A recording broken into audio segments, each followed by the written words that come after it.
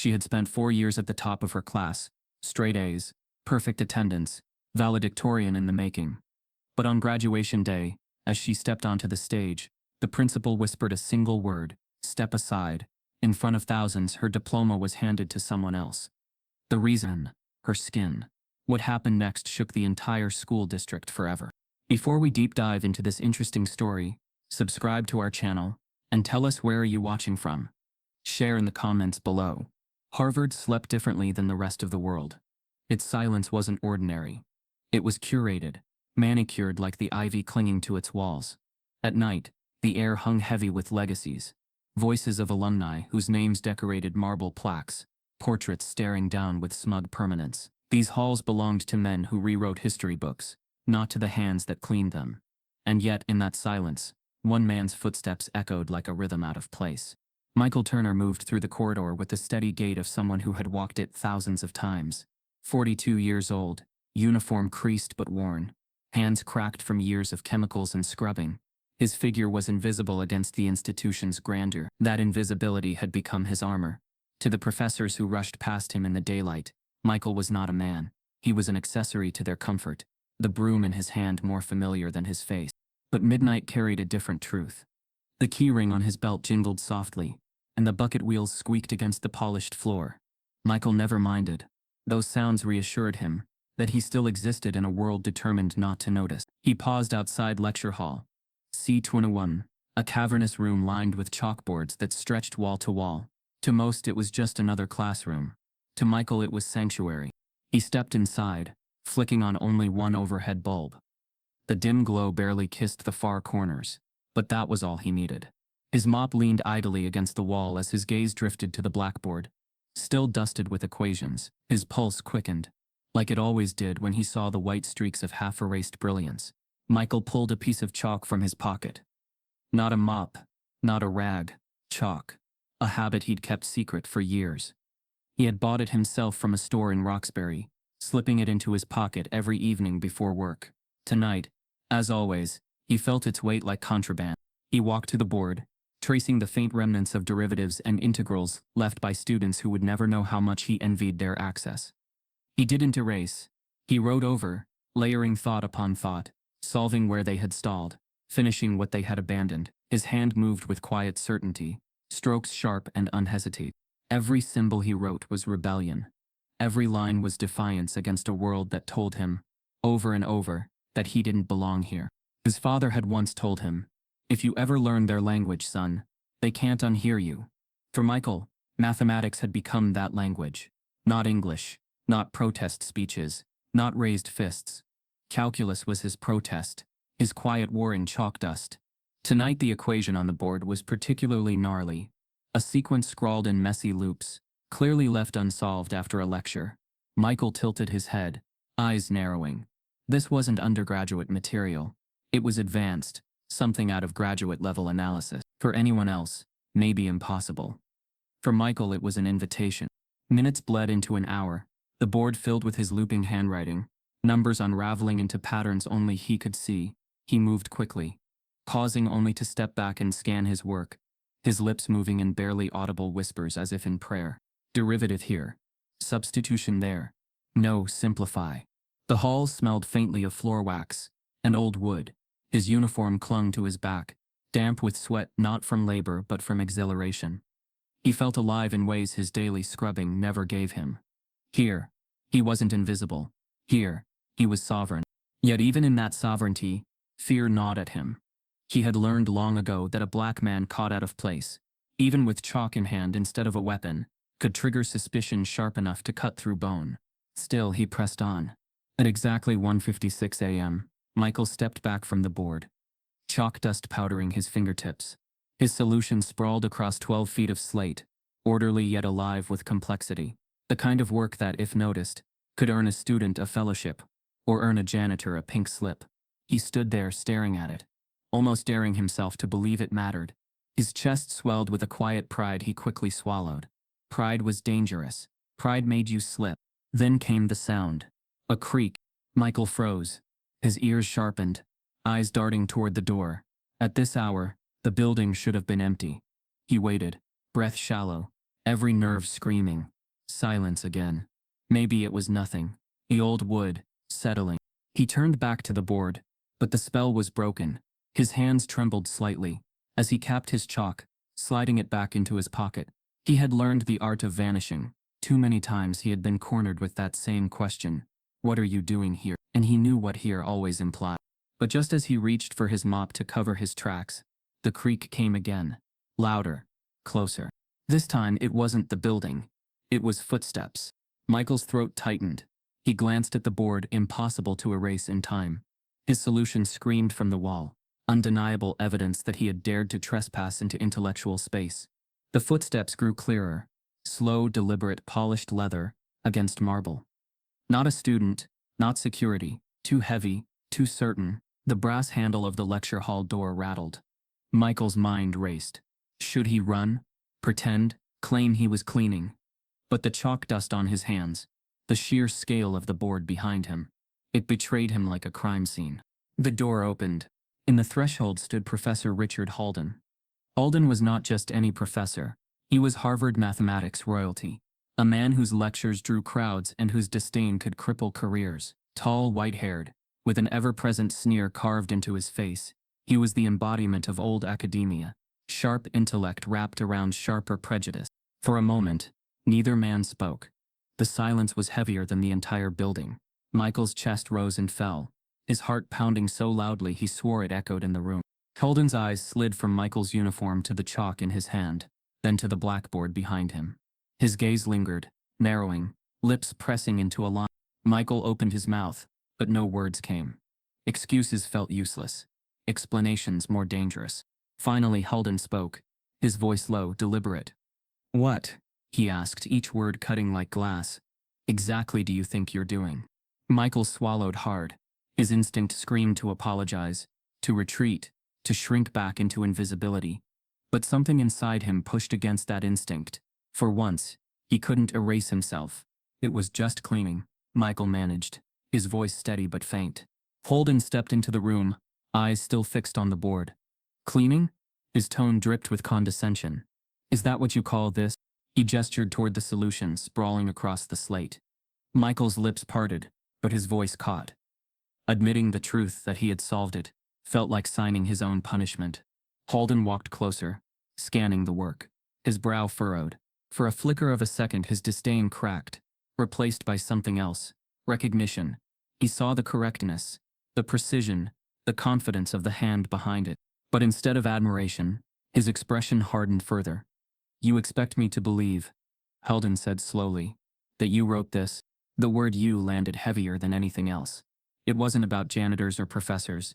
It was about race, class, all of it condensed into one syllable. Michael lowered his eyes, every muscle in his body tense. He had been here before, not in this exact room, but in this exact place, pinned between his brilliance and their disbelief. Holden's voice sharpened. "Answer me." Michael looked up, meeting his gaze with a quiet defiance he hadn't planned. His voice, though hushed, carried a weight he hadn't felt in years. "I did." For a moment, silence reigned. Then Halden let out a soft, incredulous laugh. "You're either lying," he said coldly, "or you've stolen it from somewhere. Because men like you don't." He trailed off, the insult implied rather than spoken. Michael felt his stomach twist, but he held his ground. He had already crossed the line of exposure. Retreat was no longer possible. Halden studied him, eyes narrowing once more, as if calculating his next move. Then, with deliberate precision, he said, "This ends tonight. Whatever game you think you're playing, it's over." But as he turned toward the door, a flicker of unease crossed his face. Not anger, not suspicion. Unease. Because deep down, he knew what he had seen on that board was real. And that truth scared him more than anything else. The clock on the wall struck 2. Michael stood frozen, the board behind him glowing with forbidden brilliance, the professor's footsteps echoing into the corridor. What he didn't know was that this moment, this discovery would not remain a secret between two men. By dawn, whispers would begin. By noon, accusations. And by nightfall, his entire life at Harvard would be on trial. But at 2:00 a.m., under the glow of a single bulb, his hidden brilliance would finally be exposed. When dawn broke over Harvard Yard, The centuries-old bricks gleamed in the morning sun. But Michael Turner was already gone from the lecture hall, his secret buried beneath the quiet shuffle of his mop. The night before lingered in his mind like smoke trapped in lungs, impossible to release. Professor Halden's stare had cut deep, leaving Michael raw, unsettled, and strangely alert. He went back to scrubbing the marble floors, moving his bucket down the hallway, as though he could erase the chalk lines still etched across his memory. Michael's life had long been a careful choreography of silence. For 20 years he had walked these corridors with his head slightly bowed, blending into the background, never stepping outside the role assigned to him. At 42 he had perfected invisibility. Professors often walked past him mid-conversation, continuing as though he were air. Students brushed by him with earbuds in, never a glance in his direction. Michael existed in service, and service required erasure. He remembered one particular morning, a week before the midnight incident. A group of professors exited a seminar room, laughing about a theorem that had stumped even graduate candidates. Their words echoed, "No one here could possibly solve that one." One professor nearly bumped into Michael as he passed. Their eyes met for half a second, then shifted away with cold dismissal, as though acknowledging the janitor would fracture the order of the universe. Michael bent down, scrubbing at a spotless corner just to keep from staring back. That was his survival, quiet submission in a place built to remind him he didn't belong. And yet inside, a storm always brewed. Michael Turner had not been born to mop floors. Growing up in Roxbury, he had been a prodigy of numbers, a boy who could calculate patterns in traffic lights, memorize sequences of bus schedules, and break down puzzles adults couldn't touch. Teachers had once marveled, but marveling quickly soured when layered with race. Gifted but distracted, they wrote in reports. Promising but unfocused. By high school, when his white counterparts were encouraged toward advanced placement, Michael was steered toward practical courses, guidance masked as care but rooted in doubt. He never forgot the sting of overhearing one counselor say, "Boys like him don't finish." And yet he did finish top of his class. A scholarship in hand. For a moment the door to higher education cracked open, and Michael stepped through. But the reality of existing in elite spaces as a young black man was different than the dream. Every lecture hall reminded him of the hierarchy, who was seen as brilliant and who was viewed as lucky. Professors praised others for effort while accusing him of arrogance if he dared to ask questions. His scholarship dwindled under financial strain, his family unable to support the costs left uncovered. By his sophomore year, he dropped out. The irony was bitter. A boy who once solved complex equations by streetlight in his neighborhood was now reduced to cleaning up after students far less capable than him. And yet he never let the numbers go. In secret he carried chalk in his pocket, waiting for moments alone when he could slip into an empty classroom and remember who he once was. Michael's invisibility had become both curse and shield. On good days, no one noticed him. On bad days, his presence was questioned, as though his uniform wasn't explanation enough. He recalled one incident, when a young professor stopped him outside an office. "Excuse me," the man said, blocking his path. "Can I help you?" Michael had replied softly, "Just here to clean, sir." The professor tilted his head, studying him like a puzzle. "You looked like you were reading something. Just making sure you weren't lost." The humiliation of that moment had burned into Michael's memory. Not the words but the tone, the disbelief that a janitor could read. Still, he endured. Because endurance was survival. Each day, Michael clocked in before dawn, and clocked out long after the last lecture ended. His coworkers, mostly older Black and Latino men and women, shared the same rhythm, bonded by an unspoken truth.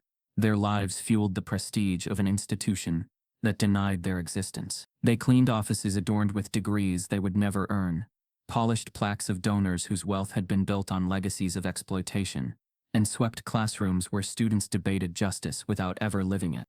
Michael rarely spoke of his past to them. To most he was just Mike, the quiet janitor who worked double shifts and rarely complained. He smiled when spoken to, nodded when instructed, and kept his brilliance locked away like contraband. But beneath that mask, he lived with a relentless ache. At home, in a cramped apartment across the Charles River, stacks of notebooks filled his shelves, pages upon pages of equations, patterns, proofs. He worked through theorems after 12-hour shifts, scribbling late into the night before exhaustion forced him to bed. His small kitchen table had become his laboratory, a sanctuary where the world's dismissal couldn't reach him. Sometimes he imagined what his life might have been had his scholarship survived, had the walls not closed in so quickly. Would he be lecturing undergraduates now? Publishing papers? Standing at the chalkboard not as a trespasser but as its rightful heir? But dreams did not pay rent. So he swallowed them, put on his uniform, and carried his bucket back into Harvard's halls. The events of that midnight encounter with Halden gnawed at him. As the days passed, Michael replayed it endlessly. The way the professor's eyes narrowed at his work, the venom in his voice, the disbelief dripping from every syllable. Yet beneath that disdain, Michael had caught something else, a flicker, recognition. Halden had seen the correctness in his solution. Michael was sure of it. For one instant, the professor's mask had slipped, revealing not just suspicion but fear. Fear that brilliance could exist outside of the boundaries Harvard had drawn. And that fear, Michael knew, could be dangerous. The following days only deepened his unease. In staff meetings, whispers seemed to follow him. Colleagues glanced his way with curiosity, as though word of something unusual had spread, but without context. Professors who had never once acknowledged him now paused slightly when passing by. One even frowned at his bucket, as though questioning whether he belonged there at all. Michael felt the shift in the air. His invisibility was cracking, and strangely, that terrified him more than being unseen. One evening, as he cleaned the floor outside a faculty office, two professors emerged mid-conversation. They didn't notice him at first, their voices carrying. "Did you hear? Someone said the janitor was scribbling formulas in C21. Ridiculous, right?" The other chuckled. "I wouldn't be surprised. These people pick things up, mimic without understanding, parrots with chalk." Michael froze. His mop halted mid-stroke. The casual cruelty pierced deeper than any direct insult. They hadn't even considered he might understand them. That was the weight of erasure. Racism, not always shouted, but whispered and shrugged. He forced himself to keep mopping, each swipe of the rag trembling with anger he dared not show. That night, when he returned home, he opened his notebooks again. But instead of equations, he wrote words across the top of the page. "They don't see me, but they will." It was not a vow spoken aloud. Michael didn't believe in speeches. He believed in action, in proof laid bare on chalkboards too large to be ignored. And still he carried the fear of discovery, because exposure in a place like Harvard could destroy him as easily as it could validate him. Days later, fate delivered a small but fateful twist. Michael was scrubbing the marble staircase in Sever Hall when a group of students passed, their conversation animated. One of them, a young black woman named Alicia Carter, dropped a notebook as she hurried by. It skidded across the polished step, landing at Michael's feet. He bent down, picking it up. The cover was scuffed, filled with formulas and notes. For a split second his eyes caught on the margin where she had attempted a complex proof. Her steps faltered as she turned back, embarrassed. "Thank you," she said, reaching for it. Michael hesitated, then handed it over. But as he did, he softly murmured, "You substituted too early. That's why the sequence collapsed." Her eyes widened. She stared at him, startled. "What did you just say?" Michael froze. He had slipped. "Nothing," he muttered quickly, lifting his mop again. "Just cleaning." But Alicia didn't move. She looked at him differently than anyone ever had. Not with dismissal but with dawning realization. Michael lowered his gaze, praying she would walk away, let it vanish into silence, like all his other slips. Instead she said quietly, almost to herself, "You knew the solution." Michael's hand trembled on the mop handle. He said nothing. He didn't have to. Her expression told him she understood. And in that moment, he realized invisibility was no longer safe. His secret had been glimpsed, not by a professor this time, but by a student with eyes too sharp to ignore. Yet one night his mop bucket would roll into destiny's path. Richard Halden had built his career on the illusion of fairness. To his students he often repeated the same line. Mathematics is the great equalizer. Numbers don't care about your background, your wealth, your skin. They only care if you're right. It was the mantra of a man who believed in meritocracy, or at least wanted others to believe he did. But beneath the polished lectures and carefully chosen words, Halden's vision of merit was narrower than he admitted. To him brilliance wore a certain face, spoke with a certain pedigree, and carried the confidence of belonging. And men like Michael Turner did not belong.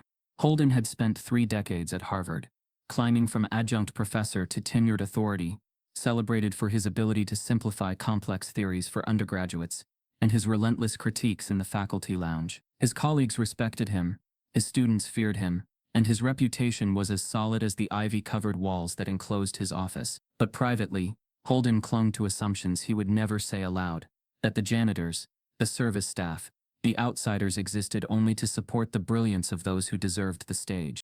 That belief was what made the midnight encounter so disturbing.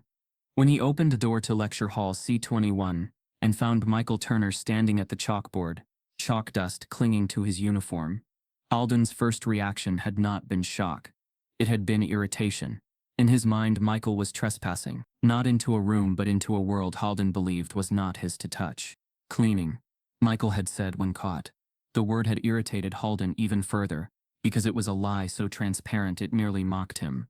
Yet when Holden looked at the board, when his eyes scanned the sprawling solution, something inside him faltered. He knew what he saw. The work was correct. Not just correct, elegant. The kind of solution that revealed not memorization, but understanding.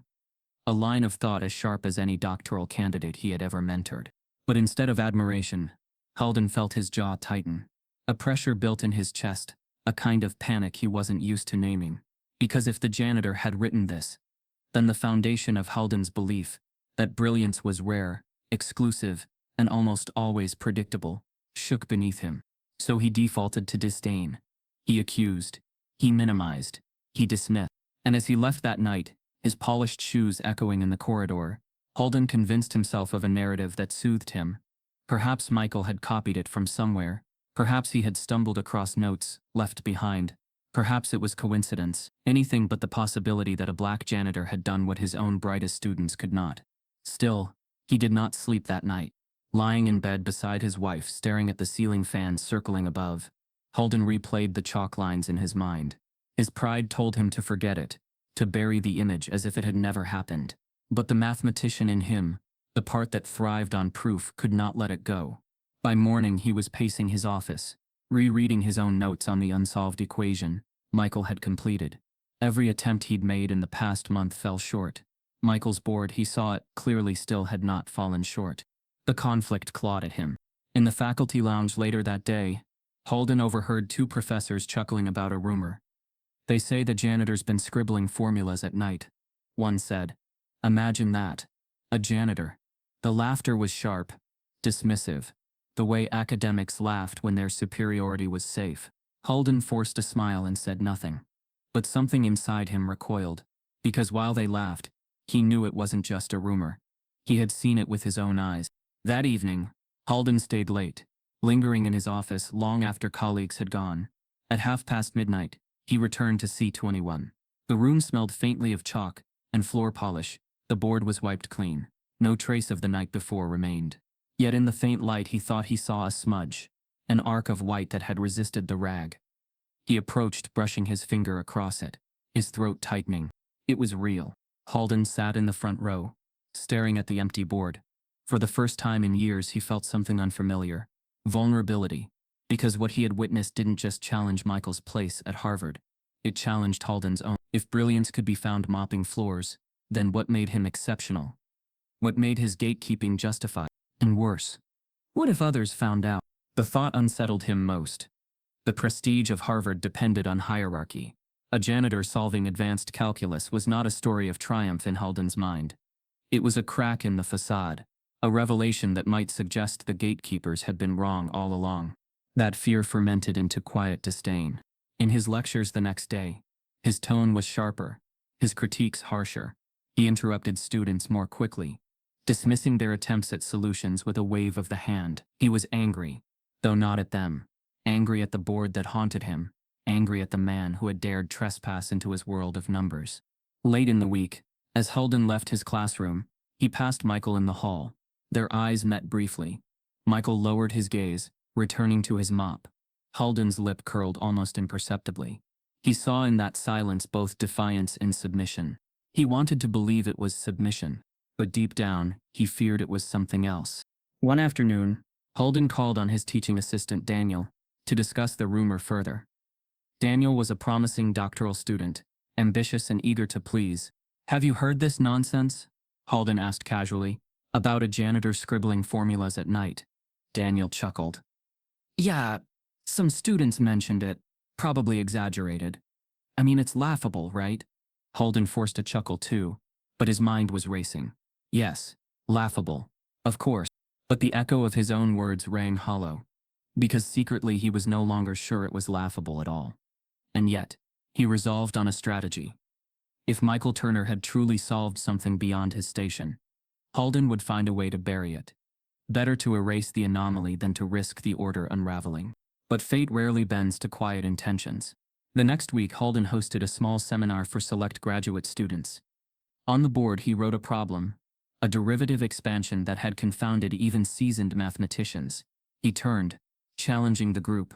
Who among you, he said with smug certainty, dares attempt this? The students exchanged uneasy glances. No hands rose. Holden smiled, satisfied. His point was made. Brilliance was rare, selective, inaccessible to all but a chosen few.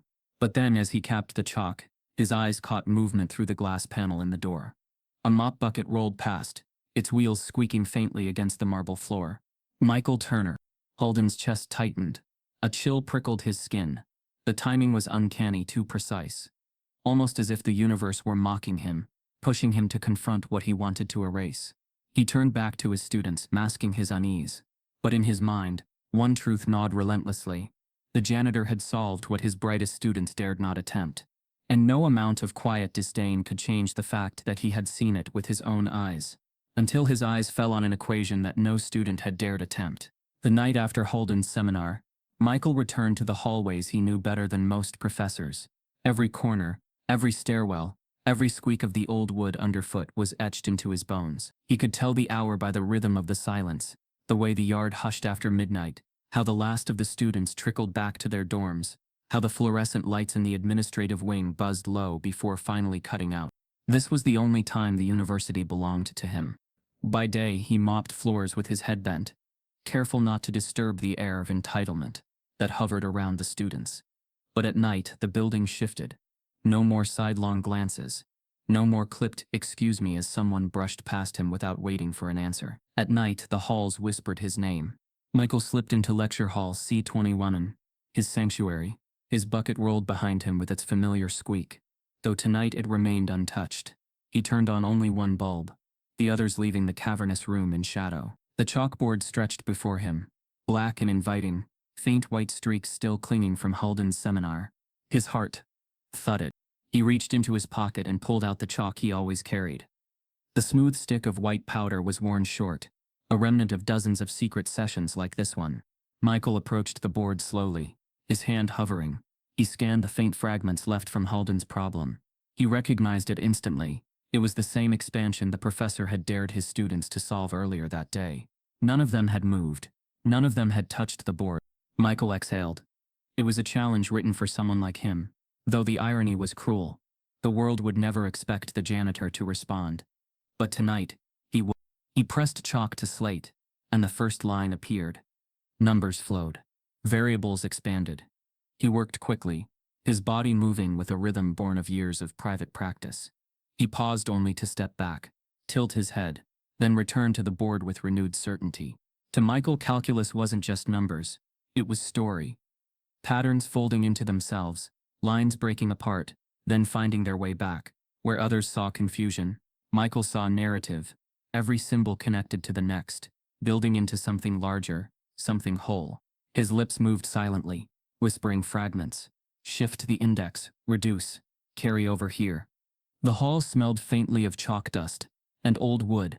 Michael's uniform clung to him, sweat forming at the small of his back, not from exhaustion but exhilaration. He worked as though someone were chasing him, as though time itself pressed at his shoulders. Each step, each symbol on the board, was a defiance against the roles others tried to cement him in. The silence of the hall deepened. His breathing became the only sound. And then he stopped. Half the board was filled, white streaks sprawling like a mural across the slate. He stared at it, his pulse hammering in his ears.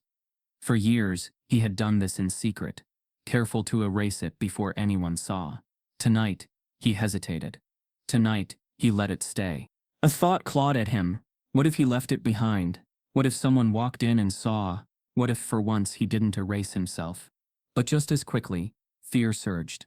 He remembered the way Halden had looked at him days ago, suspicion dripping like poison. He remembered the professors in the lounge, laughing about a janitor with chalk. He remembered the counselor's words from high school. Boys like him don't finish. His hand trembled. He wanted to keep writing, wanted to see the solution unfold completely, but the risk pressed heavy. He dropped his gaze to his hands, dark skin powdered with chalk. The contrast struck him like a photograph, as if proof of his defiance was written right there on his palms. Michael closed his eyes, trying to steady his breath. The decision burned. Erase or continue. Hide or finish. A memory surfaced, unbidden. His father sitting on the porch one summer night, telling him, "They'll try to keep you out of every room you walk into, but you belong in any room where your mind takes you." Michael's eyes opened. He gripped the chalk tighter, and then he pressed it back to the board. The solution grew. Line after line, substitution after substitution. His handwriting sprawled across the slate, confident, unrelenting. The problem that had silenced graduate students now bent beneath his hands. He worked until the entire board was filled. He stepped back, scanning it, heart pounding with pride. It was beautiful, every stroke precise, every step airtight. For a brief moment, Michael felt whole. This was his Harvard, not the janitor's closet, not the mop. But then, a sound. Michael froze, chalk still between his fingers. The creak of a floorboard. His pulse spiked. He turned toward the door. The hall outside was dark, silent. He held his breath. Maybe it was nothing. The old building often groaned and shifted with the night air. He turned back to the board, trying to focus, but his body remained taut, every nerve alive. Then came another sound, louder this time. The unmistakable rhythm of footsteps. Not hurried, not careless, slow, deliberate. Michael's stomach dropped. The footsteps echoed closer, sharp against the marble. Whoever it was, they weren't trying to hide. He looked at the board, then at his hands, white with chalk. His heart thundered. There was no time to erase it, no time to cover it. The entire solution screamed from the wall, undeniable evidence of what he had done. The footsteps stopped. Silence swallowed the hallway. Michael's breath caught. Then came the soft, chilling sound of polished shoes against marble again. Closer, closer. The brass handle of the lecture hall door rattled. Michael's throat tightened. His mind raced with excuses, alibis, strategies. Nothing felt safe. The handle turned. The door inched open, light from the corridor spilling into the dim room. Michael's body stiffened, every muscle locked in dread. And then, the shadow of a man stretched across the floor. And then the sound of polished shoes echoed through the doorway. The door creaked wider, and the figure emerged from shadow into the dim glow of the single overhead bulb. It was Professor Richard Halden. His polished shoes struck the wooden floor with the weight of authority, each step deliberate, echoing in the vast lecture hall. Michael Turner stood frozen by the chalkboard, chalk still clutched between his fingers, his other hand smudged white as if he had dipped it in forbidden dust. Behind him sprawled the board, filled top to bottom with mathematics so intricate, so complete, that even Holden's sharp eyes faltered at first glance. For a moment, neither man spoke. Michael's throat tightened, his pulse a drumbeat in his ears. He had been caught, not with contraband, not with theft, but with knowledge. And in Harvard's hierarchy, knowledge in the wrong hands was often treated like a crime. Halden's gaze cut from Michael to the chalkboard, and back again. His eyes narrowed, lines hardening on his face. His jaw flexed, as though he was trying to contain the words pressing at his lips. Finally his voice came low, incredulous, laced with disdain. "What?" Halden asked slowly. "Are you doing in here?" Michael swallowed. His instinct screamed at him to erase, to hide, to retreat into invisibility. But the chalkboard loomed behind him, impossible to undo. The evidence shouted louder than any denial. Michael's voice cracked, then steadied. "I was just cleaning." Halden's lips twitched into something between a sneer and a laugh. He stepped closer, his eyes scanning the sprawling solution. "Cleaning?" His tone was sharp, mocking. "Do you normally clean with chalk in your hand?" Michael lowered his gaze but didn't move. The silence stretched, thick and suffocating. Halden approached the board, tilting his head as he traced the solution with his eyes. His expression shifted for a fraction of a second, recognition, He saw the logic, the precision, the clarity of thought. He knew what he was looking at. The correct completion of a problem his brightest students had dared not attempt. But instead of admiration, something else flooded him. Anger, not at the work itself, but at the man holding the chalk. This? Holden's voice dropped to a whisper, as if speaking too loudly might break the illusion. This is not your work. Michael's chest tightened. He forced himself to lift his eyes, meeting Holden's stare. It is. The professor's face darkened, a flush creeping across his pale cheeks. He turned fully toward Michael, his voice rising, controlled but sharp. Impossible. You expect me to believe that you. He let the word hang in the air, heavy, venomous, wrote this. The syllable "you" did more damage than the accusation itself. It wasn't just disbelief, it was dismissal, wrapped in centuries of prejudice. Michael felt it land like a blow. Still, he held his ground. I did, he said quietly, though his voice carried an edge of defiance. Holden studied him, eyes narrowing. He wanted to break this man's composure, to expose weakness. But Michael did not flinch.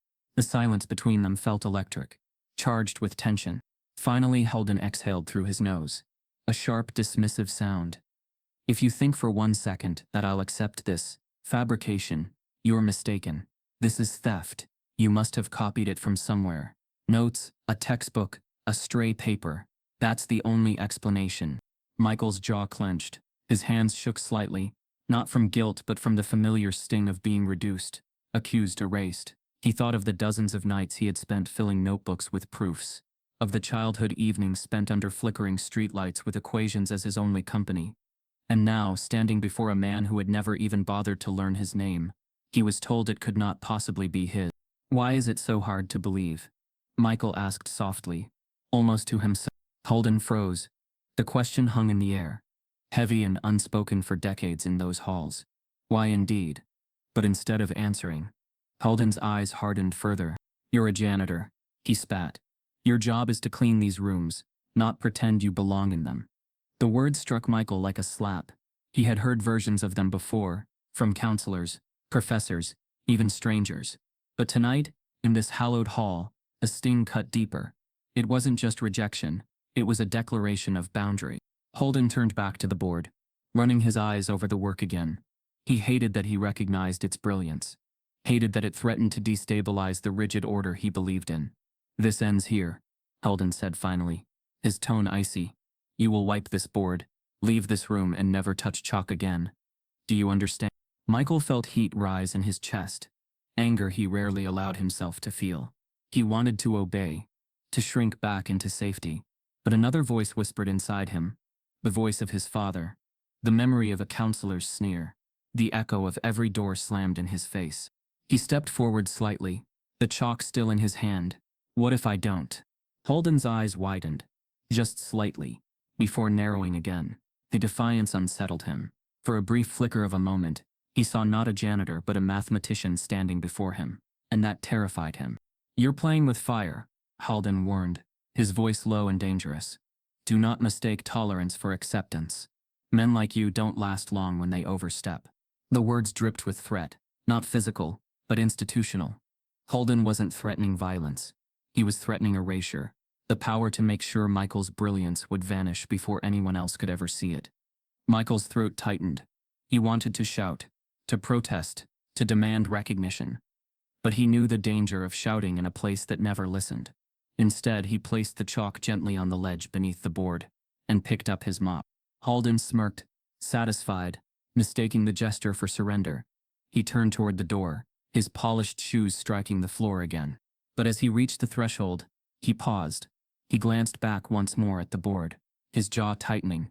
The work was too good to ignore. It gnawed at him. He could erase the man, but could he erase the proof of what he had seen? Holden left without another word, the door closing behind him with a thud that echoed through the hall.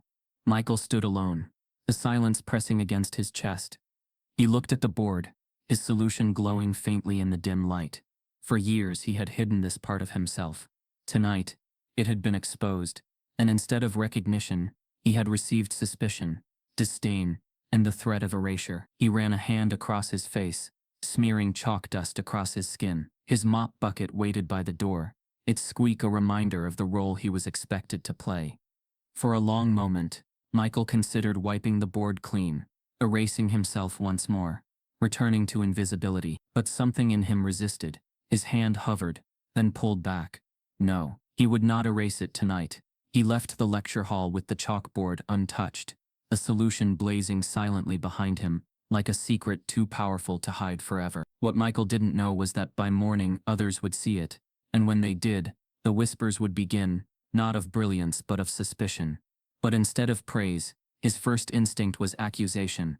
By dawn, the chalkboard stood as a silent witness. The lecture hall was unlocked as usual, and the first students who entered for an early morning study session froze when their eyes lifted to the board. The solution sprawled across the black slate like a mural, line after line of neatly arranged calculus, symbols stacked with a confidence none of them had ever managed. The problem was instantly familiar. It was the same Halden had scrawled days before, one even graduate students whispered about with dread. Yet here it was, finished.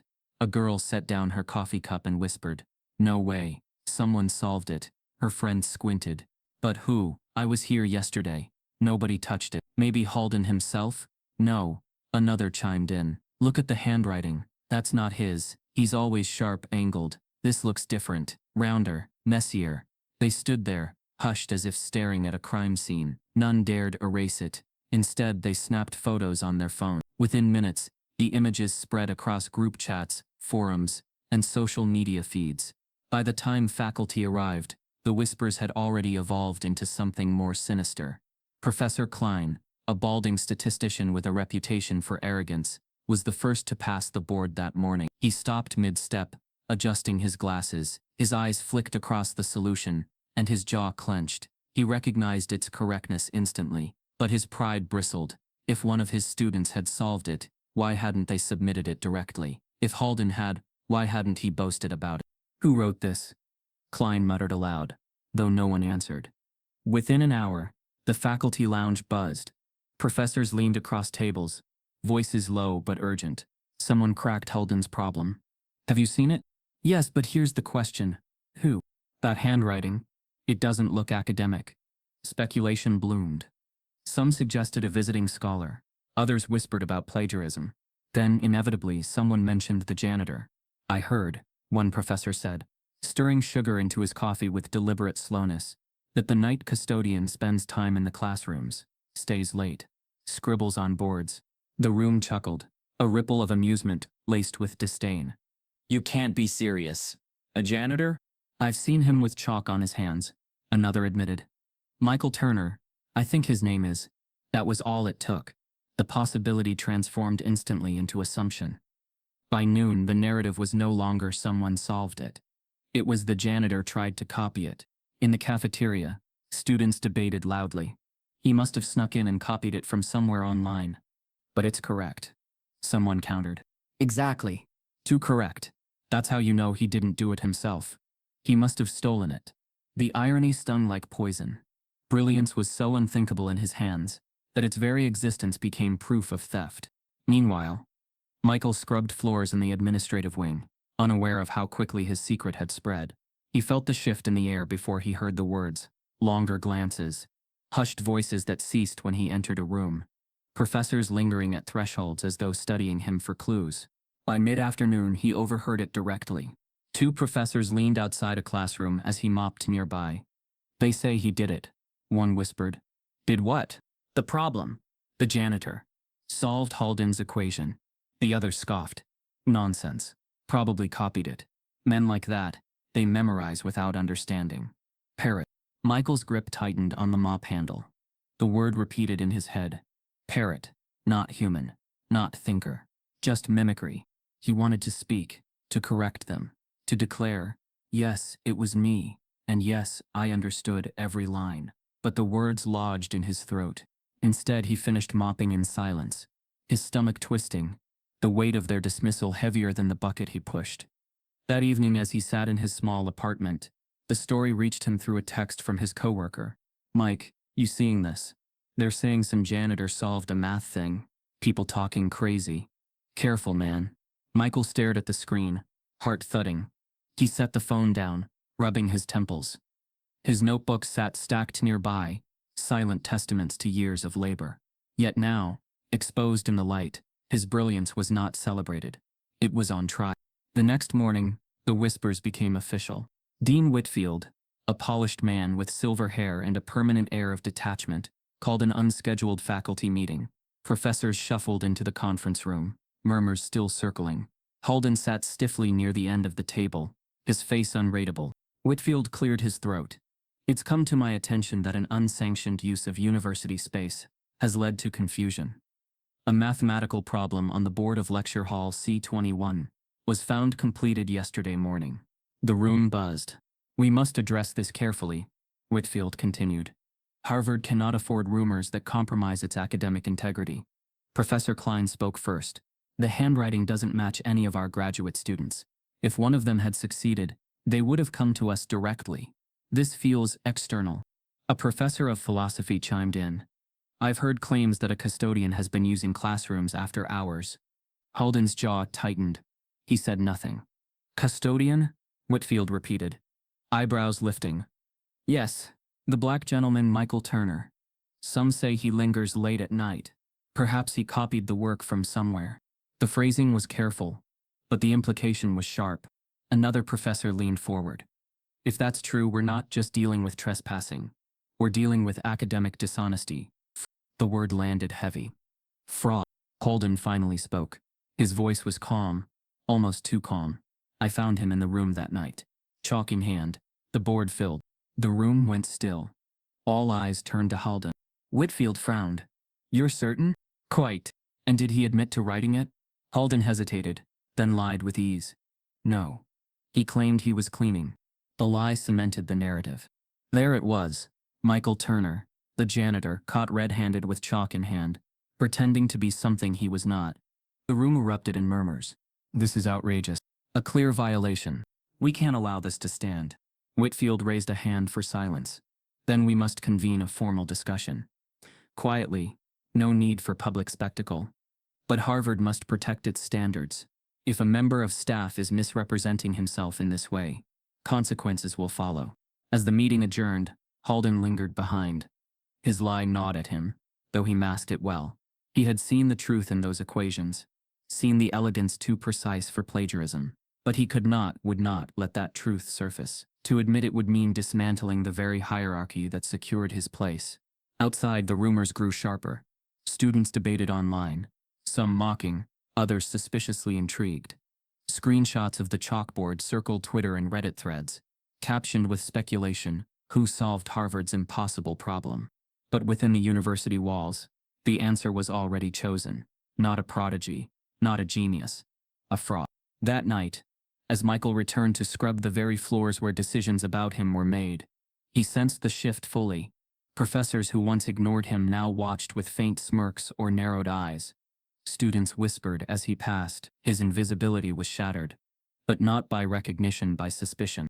He bent over his mop, shoulders heavy.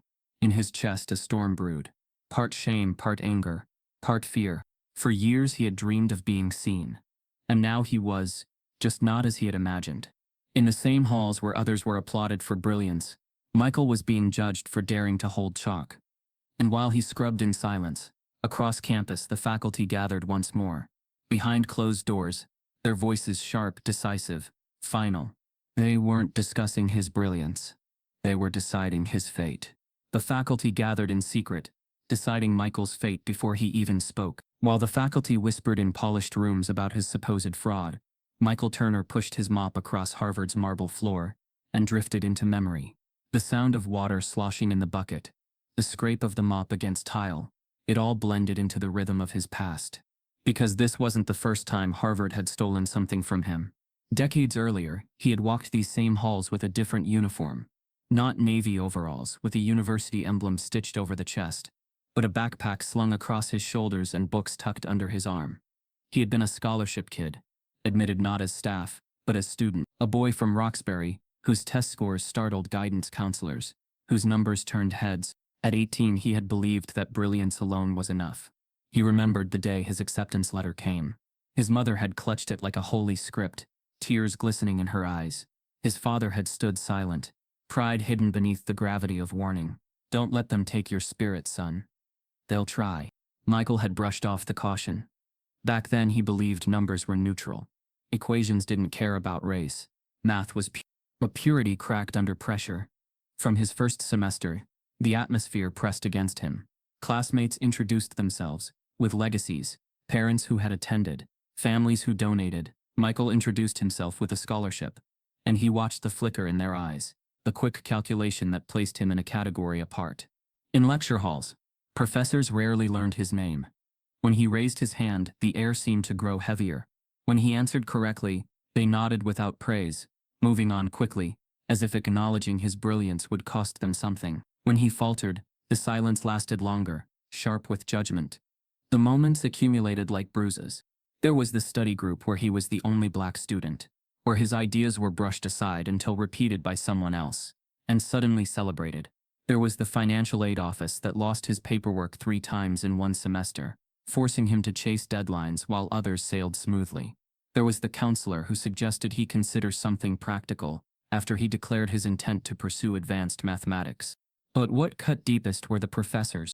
Michael still remembered the sting of one particular lecture. It was freshman year, calculus seminar, and he had worked on a proof late into the night, certain he had found an elegant solution. He turned it in with pride. Days later, the paper came back with a single line scrawled across the top. "This is too advanced for you. You must have copied it." The professor who had written that note was Richard Holden. Michael had never forgotten the feeling. The way his heart collapsed in his chest. The way the air left the room. He had tried to protest, to explain that the work was his, that he had built it line by line. But Holden hadn't listened. He had leaned back in his chair, eyes cool, voice dismissive. "Mr. Turner," Holden had said, "don't get ahead of yourself. Ambition without grounding leads to dishonesty. Stick to what you're capable of."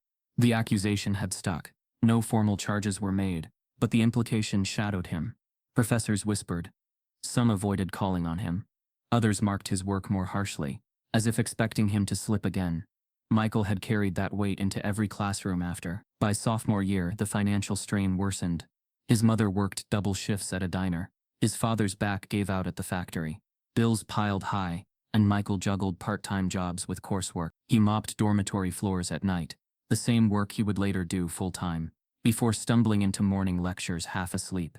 He slipped once, missing a deadline for a major assignment, after covering 2 back-to-back shifts. The professor offered no lenience. "If you can't manage your responsibilities," he said curtly, "perhaps you don't belong here." The words lodged deep. By the end of his second year, Michael's scholarship was gone. Officially it was due to academic inconsistency. Unofficially it was the quiet culmination of barriers.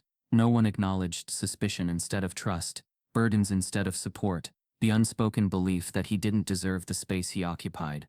Packing his belongings from the dormitory, he had felt the finality of it. Dreams buried beneath cardboard boxes, his father's warning ringing in his ears. "They'll try to take your spirit," and Harvard had succeeded. He left campus that summer, not as a scholar but as a dropout. The next semester he returned, this time not carrying books, but pushing a mop. The irony was cruel, yet survival left no room for pride. Work was work. The same halls that had once been his classrooms became his workplace, and invisibility became his shield. Yet the hunger for numbers never left him. Even while mopping floors, he carried chalk in his pocket. At home he filled notebooks. Alone in classrooms, he let himself exist again as a mathematician, if only in secret. But the wound of Holden's dismissal never healed. Even now, decades later, Michael could still see the professor's face from that day. The cold certainty, the refusal to believe his work could be his own. It was not just doubt, it was erasure. And now history repeated itself. The same man stood again as his accuser, spinning the same narrative. Michael Turner too ambitious, too dishonest, incapable of brilliance. The cruel twist was that this time, Michael wasn't a student with dreams of proving himself. He was a janitor, a man already erased, and Holden's words carried the power not just to wound, but to bury him completely. Michael sat alone in the janitor's closet, that evening, the faint smell of bleach and disinfectant surrounding him. His mop leaned in the corner, his bucket half full of murky water. He pulled a notebook from the shelf, flipping through pages filled with equations. His handwriting filled every line, messy but precise, each page evidence of years spent in shadows. He traced a line with his finger, whispering softly, "They never saw me then. They won't see me now." But a deeper voice whispered back, a question he couldn't ignore. What if they finally did? He thought of Alicia, the young black student who had looked at him differently when he had slipped and revealed too much. He thought of the whispers spreading through faculty hall. He thought of the board still alive in the lecture room, glowing with proof of what he had done. The past had buried him once, but this time, perhaps, he would not let it. As the night deepened, Michael leaned back against the cold wall of the closet, exhaustion pressing on him. His eyes drifted closed, memories swirling, the laughter of classmates who dismissed him, the cold voice of Halden marking him dishonest, the sound of his father's warning. Some wounds never healed. They calcified, becoming part of the body itself. And tomorrow, he knew, the wound would reopen, because whispers were no longer whispers. They were decisions, and the faculty would not wait to hear his voice before writing his fate. But what Michael could not yet know, the twist that would shatter everything, was that the very professor leading the charge against him had been the one to strike the first blow decades ago, branding him a fraud when he was still a boy with dreams. And the very professor now doubting him had once played a role in his undoing. The storm that gathered over Michael Turner's name did not go unnoticed by everyone. While professors whispered behind closed doors and students mocked in group chats, one voice hesitated before joining the court. Alicia Carter sat in the back row of her probability lecture, scrolling through her phone when she saw the photo of the chalkboard. Her peers whispered around her. "Crazy, right? They're saying the janitor did this." Alicia zoomed in on the image. The scrawled handwriting was familiar, not because she had ever seen Michael write it, but because she remembered his quiet slip of advice days earlier. "You substituted too early. That's why the sequence collapsed." Her heart had skipped then, and now, looking at the board, she felt the same jolt. This was not copy. This was thought. This was precision. She looked up from her phone and whispered to herself, "He really did it." The idea lodged in her chest, heavy with truth. Alicia was no stranger to invisibility. As one of the few black women in Harvard's mathematics department, she knew the sharpness of being underestimated. Professors praised her diligence but rarely her insight. Classmates asked if she was lost on the first day of lecture, mistaking her for a visitor. More than once someone assumed she was a teaching assistant, never appeared. Her father had warned her before she left Atlanta for Harvard. "You'll have to work twice as hard to get half the credit." She had nodded then, too stubborn to let it discourage her. But living it day by day wore grooves in her spirit. And now, she saw Michael Turner living the same erasure magnified tenfold. That afternoon, after class, Alicia lingered near the janitorial closet where she had once caught his slip. She knocked lightly. The door creaked open, and Michael appeared, surprise flickering in his tired eyes. "Miss Carter," he said softly, recognizing her from the staircase encounter. "Can I talk to you?" she asked, stepping inside. The small closet smelled of bleach and damp rags. His notebooks were stacked neatly on a shelf, edges worn from use. Michael hesitated, then nodded. "What about?" She held up her phone, the chalkboard photo glowing on the screen. "This.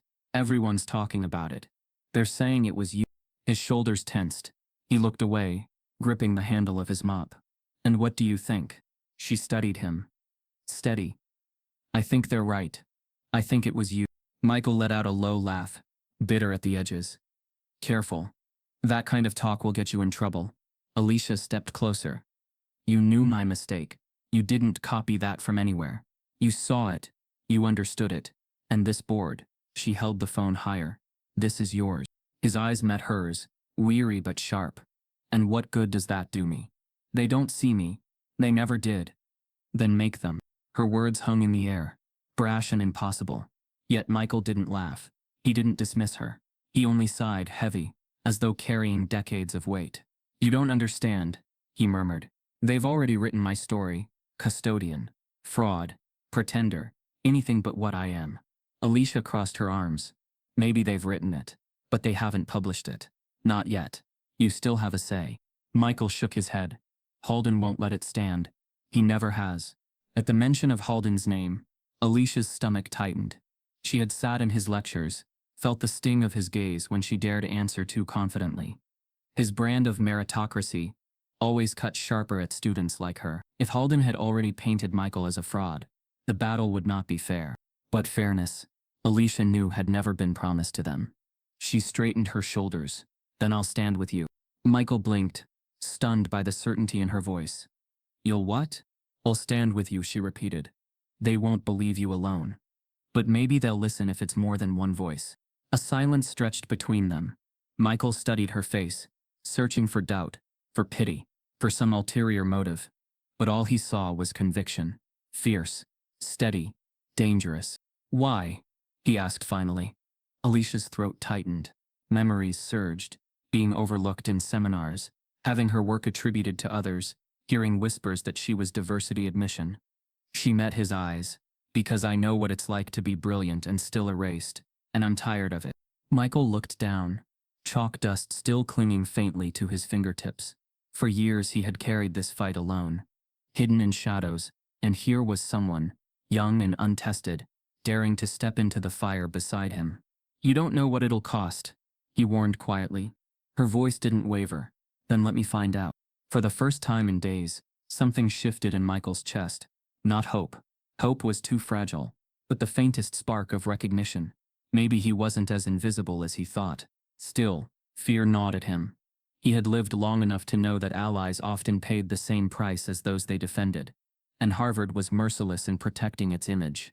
That night, Alicia returned to her dorm room, restless. She opened her notebook and scribbled furiously. Not equations this time, but thoughts. How do you defend someone the world refuses to see? How do you prove brilliance without proof being stolen? Her roommate glanced over. You're quiet. Studying? Alicia shook her head. Something bigger. The next morning she walked into Halden's lecture hall and sat front row. Her eyes didn't leave him once. Halden noticed. He felt her stare like a challenge. After class she approached. Professor Halden, can I ask you something? He raised a brow, already impatient. Make it quick, Miss Carter. She held her ground. That solution on the board. Why are people saying Michael Turner didn't do it? The question froze him. Around them students packed their bags in silence, ears pricking. Halden's lips curled into a cold smile. "'Cause he didn't," Halden said flatly. "Custodians do not solve advanced mathematics." Her chest tightened, but her voice didn't break. "What if he did?" Halden's eyes narrowed. "I see. Then the world has gone mad." He leaned closer. His words meant only for her. "Be careful, Miss Carter.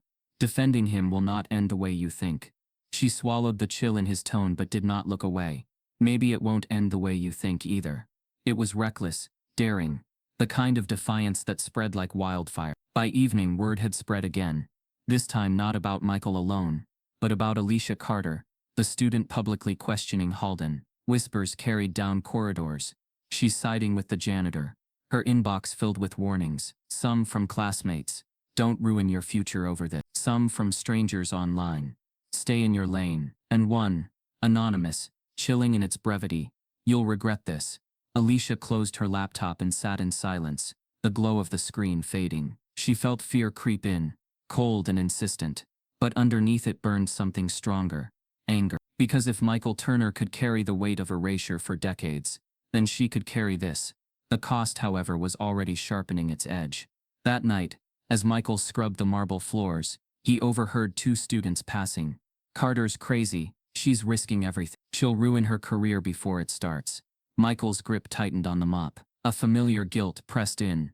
Guilt that someone else might now suffer for daring to see him.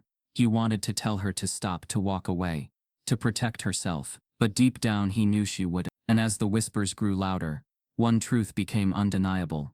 Alicia Carter had stepped into his corner, but Harvard had no mercy for allies. But her defense of him would come at a dangerous cost. The storm reached its breaking point sooner than Michael expected. For days, whispers swirled louder, sharper, impossible to ignore. Michael had become the shadow story of Harvard. Some called him a fraud, others a curiosity, but none dared call him what he was. His invisibility was gone, replaced not by recognition but by spectacle. The turning point came when Dean Whitfield announced an academic inquiry in the Grand Hall. The language was careful, neutral, but the message was clear. Michael Turner, the janitor, would be placed on display. It wasn't a hearing, they insisted. Not a trial. Merely an opportunity for clarity. But clarity, in Harvard's terms, often meant humiliation. Michael received the notice on a folded slip of paper slid into his locker. He stared at the printed words. You are requested to attend an academic session in Sanders Hall Thursday 3:00 p.m. Requested, but he knew it was a command. When he arrived that afternoon, the hall buzzed with expectation. Professors lined the front row, their suits crisp, their expressions carefully neutral but laced with anticipation. Students crowded the back rows and aisles, phones clutched discreetly in hand, ready to capture the moment. Michael stood at the entrance, the weight of every gaze pressing against him. His uniform felt heavier than usual, the janitor's emblem stitched across his chest like a scarlet letter. He wanted to vanish. But Alicia was there, sitting near the front, her chin lifted, her eyes steady. She gave him a single nod, small but powerful. The dean stepped forward, clearing his throat. His voice carried across the hall, smooth and authoritative. Today we address an unusual matter. A mathematical problem of significant difficulty was recently completed on one of our lecture hall boards. The work was attributed, his pause was deliberate, to a member of our custodial staff, Mr. Michael Turner. A ripple moved through the audience. Some scoffed, some chuckled under their breath. Michael lowered his eyes, his stomach tightening. Whitfield continued. This institution values integrity. It values truth. And so, we offer Mr. Turner an opportunity to demonstrate his ability before faculty and students alike. If the work is truly his, let him show us. The words landed like a gavel. Michael's throat went dry. He hadn't agreed to this. He hadn't asked for a stage. But here he was, stripped of invisibility, forced into the light under terms not his own. Halden rose from his seat, walking to the board with calculated grace. He picked up a piece of chalk and turned to the audience. This, he said, writing a complex equation across the slate, is a problem unsolved in this department for years. Advanced candidates have attempted it. None have succeeded. If Mr. Turner claims brilliance, let him attempt it now. The chalk screeched as Halden pressed harder than necessary, his disdain evident even in the way he wrote. When he finished, the board displayed a labyrinth of symbols and sequences, intimidating even from afar. Halden turned, his eyes narrowing at Michael. The floor is yours. The room grew still. Michael's heart pounded. His palms were slick with sweat. Every instinct told him to walk away, to let silence protect him. But then he caught Alicia's gaze again, steady, unwavering. She had risked her reputation to stand with him. Could he not risk humiliation to stand for himself? He stepped forward, his footsteps echoing in the vast hall. Each step felt heavier than the last, as if carrying decades of history with him. Every dismissal, every laugh, every accusation of fraud. He reached the board and picked up the chalk. It felt cold, foreign, though he had held it countless nights before. The whispers behind him grew louder, blending into a low hum of doubt. Michael closed his eyes for a moment, blocking it out. He inhaled deeply. And when he opened them again, the board was not a weapon. It was refuge. He touched chalk to slate. The first line appeared, then another. His hand steadied, his strokes growing confident. Numbers unfolded, logic taking shape. The problem that had stood as a monument to failure began to yield beneath his hands. The whispers faded. The room hushed. Students leaned forward, mesmerized. Professors exchanged wary glances. Even those who doubted recognized the flow, the elegance of thought. Michael wasn't guessing. He wasn't parroting. He was building, line by line, with the clarity of someone who saw patterns others missed. Alicia's chest swelled with pride. Show them, she thought. Make them see. Michael's mind was alive, sharp. The world outside the board fell away. He was back under streetlights in Roxbury, scribbling in worn notebooks. Back in classrooms, where he had once dared raise his hand. Back in nights alone with chalk and silence. This was who he was. Not custodian, not fraud, but mathematician. He reached the halfway point of the problem. His strokes grew faster, urgency propelling him. The solution was within reach. The room was silent, but for the scrape of chalk, even Halden, arms crossed, could not disguise the faint crease of unease in his brow. He knew what he was seeing. Michael paused briefly, scanning his work. His chest rose and fell in rhythm with the logic before him. He was close. He lifted the chalk again, ready to finish. And then, stop. A voice cut through the silence like a blade. Gasps rippled across the room. Heads turned. It was Dean Whitfield. Michael froze, chalk hovering midair. His breath caught. his eyes flicking to the dean. Whitfield stepped forward, his expression unreadable. That will be enough. The audience buzzed with confusion. What? Why? Someone whispered. Michael lowered the chalk slowly, his hand trembling. I wasn't finished. Whitfield's gaze sharpened. You've written enough for us to see what we need to see. Holden's lips curled into a faint smile. As if satisfied. Michael's chest tightened. He had been on the verge of proving it undeniably, of silencing every whisper, and now, robbed of completion, his brilliance was left vulnerable, open to manipulation. The room erupted in murmurs. Some students whispered in awe, convinced already. Others smirked, eager for dismissal. Professors leaned into one another, their faces twisted with quiet judgment. Michael stood before the board, unfinished work looming behind him, his body rigid with frustration. Alicia rose suddenly, her voice sharp. Why stop him? Let him finish. Whitfield's eyes flicked to her, cold and warning. Miss Carter, this is not your platform. Her fists clenched. It's his. And you just cut it short. The dean's jaw tightened, but he said nothing further. Michael turned back to the board, his chest heavy. For years he had hidden himself, erased himself. Now when he dared step into light, they had muted him again.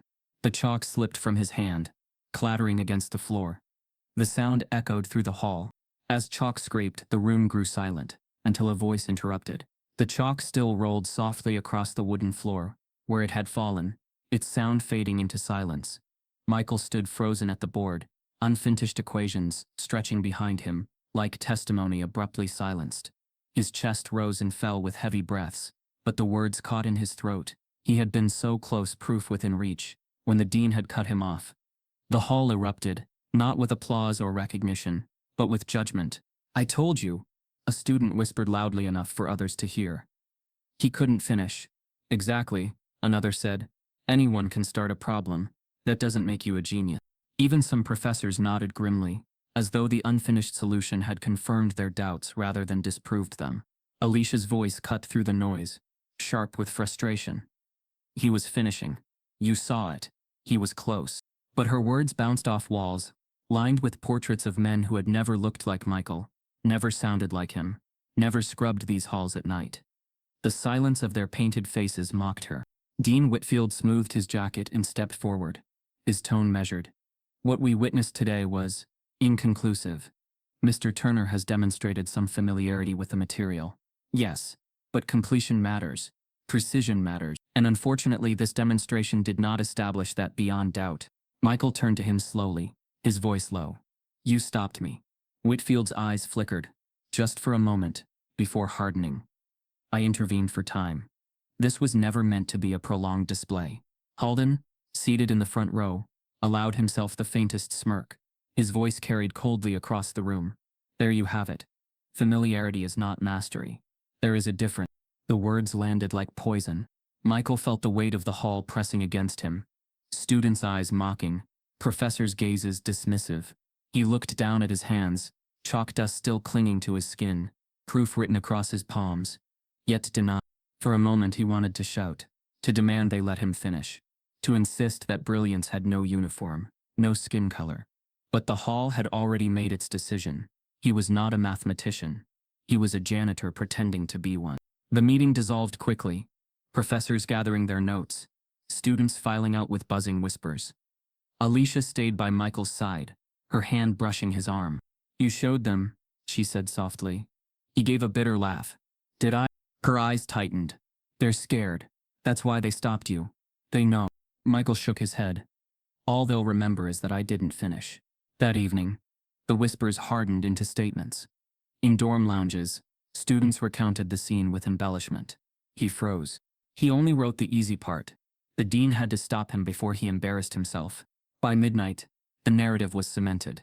Michael Turner, the janitor, had tried to prove himself and failed. The cruelty sharpened online. Anonymous posts flooded student forums. Lol, the janitor thinks he's Einstein. Stay in your lane. Affirmative action at its finest. Screenshots of him standing at the board circulated, his uniform stark against the chalk-covered slate. Memes appeared, mocking his unfinished work. One showed him holding a mop labeled his real equation. Another captioned, "When you think you're smart but forget you're supposed to clean." Michael sat in his apartment, scrolling through the words that gutted him more than silence ever had. His notebook sat on the table beside him, proof of years of labor, yet the world reduced him to a joke in hours. Alicia called late that night. "Don't look at it," she said urgently. "They'll twist everything." "I can't not look," he whispered. His voice was cracked, weary. "It's me they're talking about. Me they're tearing apart." "You're more than this," she insisted. He laughed bitterly. "Not to them. To them I'm just a janitor who forgot his place." The next day things grew worse. Faculty emails leaked, snippets of their private meetings spilling into student hands. Phrases like misconduct, fraud, and trespassing appeared, stripped of context but heavy with implication. Though no formal charges were filed, the damage was done. Harvard's most respected voices had already framed him as an imposter. Walking the halls, Michael felt the shift in every glance. Students who once ignored him now stared openly. Some smirked, others whispered, their words sharp knives disguised as murmurs. One student, emboldened, stopped him outright. "Hey, solve this for me, genius," he sneered, waving a textbook. "Or is that only when nobody's watching?" Michael said nothing, gripping his mop tighter until his knuckles whitened. The sting wasn't just in the insults. It was in the silence of those who knew better. Professors who had seen his work said nothing.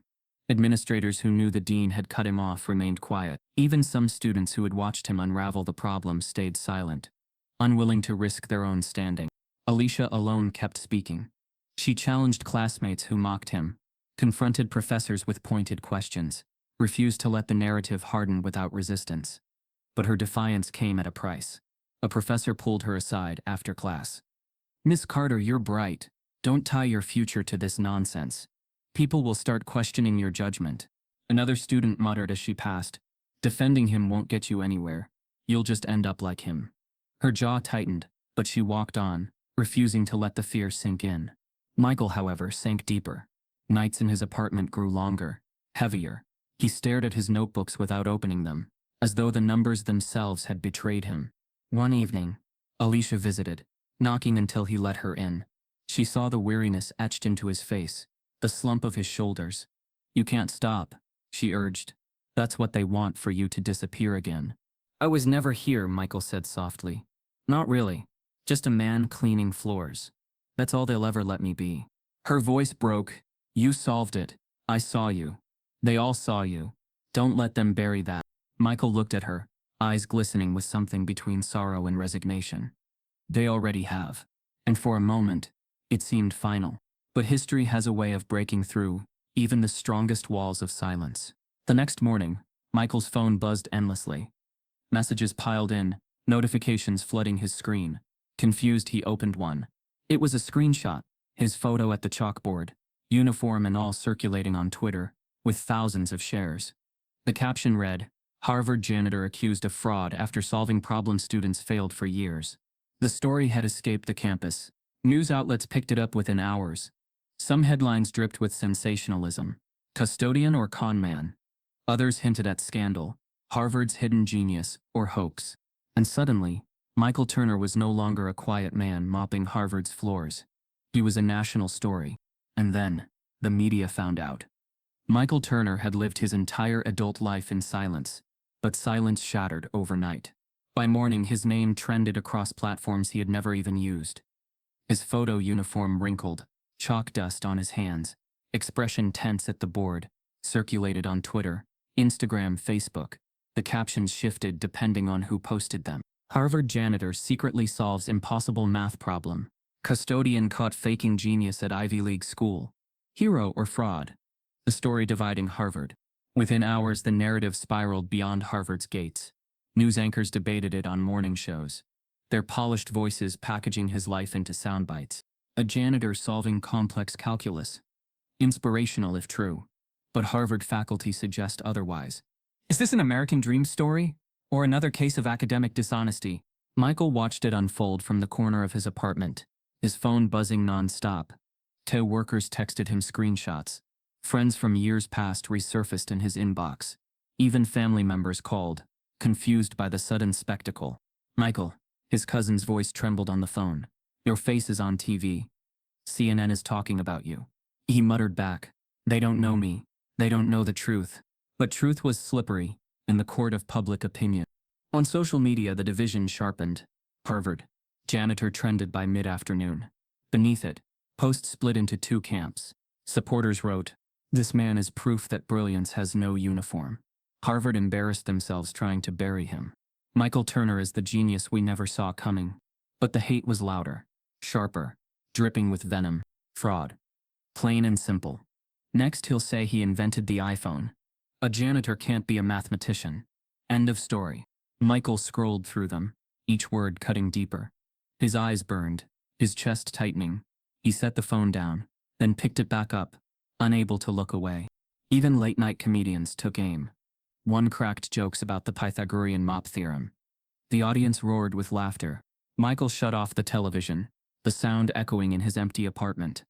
At Harvard, the atmosphere grew unbearable. Every glance lingered too long. Every whisper carried his name. Some students eyed him with awe, but more with ridicule. Professors avoided him altogether, their silence more damning than words. The administration issued a brief statement. Harvard respects all members of its community. The situation regarding Mr. Turner is under review. Under review. Michael knew what that meant. Not protection, not recognition, suspension, investigation, erasure. Alicia Carter, meanwhile, refused to stay silent. She tweeted openly in his defense, writing, "I saw his work. I know it's his. You don't erase genius just because it doesn't fit your mold." Her post went viral, shared thousands of times, but so did the replies. Of course she'd defend him. Another diversity hire in training. You're ruining your future siding with a liar. Alicia walked campus with her head high, but Michael saw the toll in her eyes. She received emails warning her to stop. Some signed, some anonymous. Professors pulled her aside, advising her to focus on her studies. One even threatened to revoke her research opportunity if she continued this dangerous distraction. But she didn't stop, and neither did the hate. One night, as Michael finished mopping the hall outside Sanders Theater, two students walked by, laughing. "Yo, Turner, you missed a spot on your math problem." The other snorted. "Should have stuck to the mop." Man, Michael's chest tightened, but he kept scrubbing, each stroke heavier, more furious. He had been mocked before, but never like this, never with the world watching. Later that week, a conservative talk show host devoted a segment to him. This so-called genius janitor is nothing more than the latest attempt to push woke narratives. They want us to believe that anyone, even a custodian, can outsmart Harvard's brightest. Folks, it's a hoax. Plain and simple. The audience applauded. Michael switched off the TV, his hand trembling. He whispered to himself, "Why won't they just see me?" For every hateful post, though, there were defenders.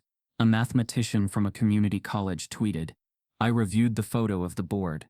Whoever solved this knows what they're doing." Dismissing him because of his job is academic elitism. Plain and simple. A viral TikTok circulated, with users saying, "Imagine cleaning a school for decades and secretly being smarter than the professors. That's Michael Turner." Support poured in from unexpected places. Grassroots organizations, local activists, even high school math clubs across the country. To many, Michael became a symbol, the overlooked genius, the invisible worker holding brilliance behind tired eyes. But symbols are rarely allowed peace. The more he trended, the more Harvard tightened its grip. Dean Whitfield sent him a formal notice. "Until this matter is resolved, you are suspended from your custodial duties." Suspended, not fired, but sidelined. Left in limbo. Michael sat in his apartment staring at the letter. His uniform hung in the corner, useless. His mop leaned against the wall like an artifact from a life already gone. Alicia came by, her face tight with anger. She slammed the letter onto the table. "They're trying to erase you without saying the word." Michael shook his head slowly. "They already erased me years ago." Her voice rose. "Not this time." He looked at her, weary. "They'll bury you with me if you're not careful." She leaned forward, fire in her eyes. "Then let them try." But outside, the world kept shifting. Reporters camped near Harvard Yard, hoping to catch a glimpse of him. Students filmed on their phones whenever he stepped outside. His face was no longer his own. It belonged to the spectacle. And then came the twist. A journalist from the Boston Globe began digging deeper. In an article published online late one night, She wrote, "University records indicate that Michael Turner was once a student at Harvard, admitted on scholarship 2 decades ago. Records suggest he studied mathematics before leaving under disputed circumstances. Some professors at the time accused him of plagiarism, though details remain unclear." Michael read the words on his cracked phone screen, his hands shaking. His past, buried for years, was now public. The article spread quickly. Supporters clung to it as proof. He was always brilliant. Harvard failed him. Critics seized it as ammunition. He was accused of plagiarism before. History repeats itself. Alicia stormed into his apartment that night, waving her phone. "They twisted it. They're trying to frame you as a lifelong fraud." Michael sat at the table, staring at nothing. "It's Halden," he whispered. She froze. "What?" Halden was the professor. The one who accused me back then. The one who planted the first doubt. The revelation hung heavy in the air. The man leading the charge against him now had been the same man who destroyed him decades ago. Alicia's eyes widened. "That means this isn't just about Harvard protecting itself. This is personal." Michael leaned back, his voice hollow. "It always was." But a deeper truth from his past was about to emerge. The Boston Globe article changed everything. Until then, Michael Turner had been a curiosity, a scandal, a trending hashtag. But now the world knew he had once walked Harvard's halls. As a student, he wasn't just a janitor reaching beyond his station. He was a former prodigy, once invited to sit among the very people now accusing him of fraud. The revelation didn't silence the skeptics. It sharpened them. Comment sections exploded.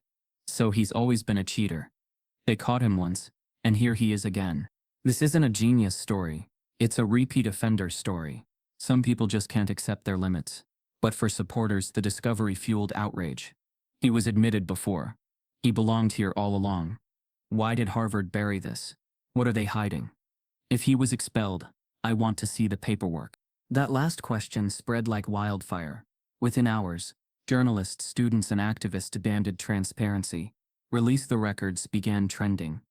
The phrase scrawled itself across Twitter feeds, and protest flyers taped to lampposts outside the yard. Michael himself said little. He sat in his small apartment, staring at the glow of his phone screen as the world debated him in real time. His notebooks lay unopened beside him, as though even the numbers had grown heavy with accusation. But Alicia was restless. She stormed into the library archives 2 days after the article dropped, her ID card trembling slightly in her hand. The room smelled of dust and history, shelves stretching endlessly, each box and folder a carefully guarded piece of Harvard's past. The archivist, an older woman with kind but cautious eyes, raised a brow as Alicia approached. "Can I help you?" Alicia steadied her voice. "I need access to the student records. Late 90s. A Michael Turner." The woman frowned. "Those files aren't public." "They're not public," Alicia pressed. "But they're not sealed either. Unless someone made sure they were." The archivist hesitated, studying her. Something flickered in her eyes. Recognition, perhaps even sympathy. She leaned closer, lowering her voice. "Do you know what you're asking? Those records can end careers." Alicia's jaw tightened. "Or they can save one." A long silence passed before the woman exhaled, resigned. 5 minutes. That's all I can give you. Follow me." They moved down narrow aisles, past rows of labeled boxes, until they reached a locked cabinet tucked in the back. The archivist produced a ring of keys, her hands trembling as she turned one in the lock. The cabinet groaned open. Inside, rows of files waited. She pulled one thin beige stamped with Michael Turner's name. Alicia's breath caught. She took it with careful hands, the paper cold against her skin. She opened it slowly, each page a fragment of a life Harvard had tried to bury. At first it was what she expected. Transcripts showing stellar grades in mathematics, notes praising his problem-solving ability. One professor had even written, "Mr. Turner displays an unusual gift for abstract reasoning. His potential is extraordinary." Alicia's chest swelled with vindication. She whispered, "They knew." But further in, the tone shifted. A disciplinary note appeared. Concerns raised about originality of submitted work. A second followed. Evidence inconclusive, but suspicion remains. And then the letter. Expulsion. Formal. Typed. Stamped with Harvard's crest. The language was sterile, clinical. Due to repeated concerns regarding academic integrity, The committee has determined Mr. Turner is no longer fit to continue his studies at this institution. Alicia's eyes blurred as she read. Repeated concerns? She knew enough to hear the code. Accusations without proof. Suspicion turned into conviction because of who he was. But then her breath stopped. At the bottom of the page was a signature. The faculty sponsor who had recommended expulsion. Professor Richard Halden. Her hands trembled, the paper rattling faintly. The name burned into her vision. The very man leading the charge against Michael now had been the one to brand him a fraud decades ago. Alicia staggered back, her chest tight. She could hear her father's voice in her head. They'll try to take your spirit, Alicia, and they'll use every rule, every form, every signature to do it. The archivist watched her carefully. You found what you needed? Alicia swallowed hard. More than I expected. She slipped the file back into its folder, but not before snapping photos on her phone. Every page, every grade, every note, every signature. Outside the archives, she leaned against the cold stone wall, her hands shaking. The truth was heavier than she imagined. This wasn't just systemic bias. It was personal sabotage, orchestrated by the same man still haunting Michael's life. That night, she went to Michael's apartment. He sat slumped at the table, his eyes dark with exhaustion, the suspension letter still pinned to the wall like a scar. She dropped her phone in front of him, the photos glowing on the screen. Look, she said. Michael picked it up slowly. His eyes scanned the transcripts, the notes of praise, the sudden shift to suspicion. His throat tightened as he read the expulsion letter, the words he had never been allowed to fight. And then he saw it. The name. Halden. His breath hitched. His hand tightened around the phone. It was him. Alicia's voice shook with fury. He's been erasing you for decades. Michael leaned back, the weight of years pressing on him. He closed his eyes, memories flooding. Holden's cold words, the dismissal, the doubt that had shadowed him since. He had thought it was the system, faceless and immovable, but it had always been a man with a name. His chest heaved, anger rising like a tide he couldn't contain. He took everything from me, my scholarship, my future, and now, his voice broke. Now he's trying to take what little I have left. Alicia reached across the table, gripping his hand. Then we don't let him. We use this. Michael shook his head slowly.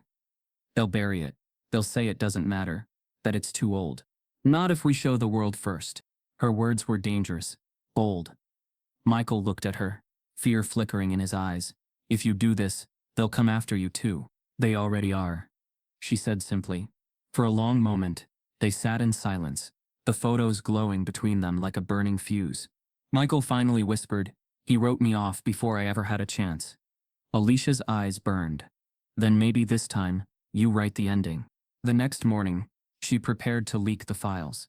She crafted careful posts, screenshots of transcripts, the expulsion letter, Halden's signature circled in red.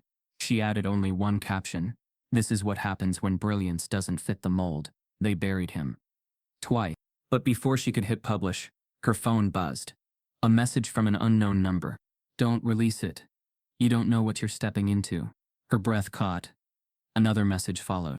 This goes deeper than Halden. If you post it, you'll find out the hard way. She stared at the screen, pulse racing. Who was warning her? And what could be deeper than the signature she had just seen? And the name on the expulsion letter shocked everyone. The revelation of Halden's signature was a wound that refused to close.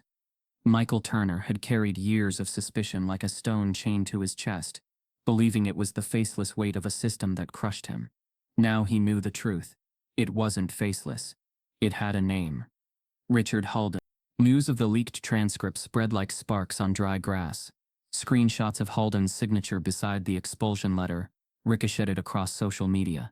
Students reposted it with outrage. The same professor accusing him now is the one who branded him a fraud 20 years ago. Journalists dug deeper, tracing Halden's career back through articles and published work, noting the same icy emphasis on meritocracy that critics now called coded bias. Harvard could not contain it. To save face, Dean Whitfield announced a symposium, an open discussion on academic integrity, merit, and the Turner controversy. It was packaged in the neutral language of academia, but everyone knew what it was. A showdown, Michael versus Halden. On the day of the event, Sanders Theater overflowed. The students crammed into aisles, reporters filled the back rows, Cameras flashing. The atmosphere pulsed with hunger. For answers. For spectacle. For blood. Michael sat at the edge of the stage, hands folded tightly, his janitor's uniform traded for a simple shirt and slacks. He looked out at the crowd and felt the weight of every gaze. He was no longer invisible, but visibility here felt like exposure, like standing beneath a magnifying glass while the sun burned down. Beside him sat Alicia, her presence both anchor and shield. Across the stage, Holden waited, posture upright, expression controlled. He looked like the embodiment of academic authority, every line of his suit sharp, every word rehearsed. Dean Whitfield stepped to the podium, his voice smooth. We are here today to discuss the claims surrounding Mr. Turner and the work attributed to him. Our goal is clarity. Our goal is truth. The word truth rang hollow. Michael gripped his hands tighter. Whitfield continued. We will begin with opening remarks. Professor Holden, you may start. Holden rose, adjusting his glasses. His voice carried effortlessly through the hall. Calm, practiced. Harvard is an institution built on rigor, on standards. We do not dismiss brilliance, but we must demand proof. Mr. Turner has, regrettably, placed himself at the center of a storm, not by achievement, but by presumption. His claims are extraordinary, yet his past bears a record of misconduct. The very transcripts now circulating show why he was expelled, decades ago. This is not bias. This is consistency. A murmur rippled through the crowd. Holden's gaze flicked to Michael briefly. Sharp as a blade. The romantic notion of a janitor genius may stir the public imagination, but Harvard is not a stage for fantasy. It is a sanctuary for verifiable truth. And the truth, ladies and gentlemen, is that Mr. Turner does not belong. He returned to his seat, calm, composed. The applause that followed was polite but chilling, like nails tapping on glass. Whitfield turned. Mr. Turner, your remarks. Michael rose slowly. His legs trembled, but his voice when it came was steady. I never asked for this stage. For 20 years I've scrubbed these floors in silence. But when I picked up chalk, I didn't do it to steal or to pretend. I did it because math has always been my language, my proof of existence. You can call me a janitor, and you'll be right, but that doesn't erase the truth of what I've done on those boards. He paused, scanning the faces before him. Some skeptical, some curious, a few leaning forward, waiting. Michael's voice grew firmer. Those transcripts they dug up. Look closer. Look at the grades before the accusations. Look at the praise. I didn't fall short. I was pushed out. And the man who pushed me out, he turned his gaze to Holden, is the same man still standing here today, telling you I don't belong. Gasps rippled through the audience. Reporters' pens scratched furiously across notepads. Cameras clicked like rapid fire. Holden's face tightened, the first crack in his polished facade. Michael pressed on. I was 18, a kid from Roxbury, who believed brilliance would be enough. But enough for who? For professors who never learned my name? For administrators who lost my paperwork 3 times in 1 semester? For a faculty member who accused me of plagiarism without evidence because he couldn't believe the work was mine? The air grew heavy. Alicia's hand clenched the edge of her chair, her eyes locked on him. Michael stepped toward the chalkboard, placed on stage for demonstration. You want proof? You want evidence? Fine. He picked up the chalk, holding it high. And been proving myself my whole life. Once more won't kill me.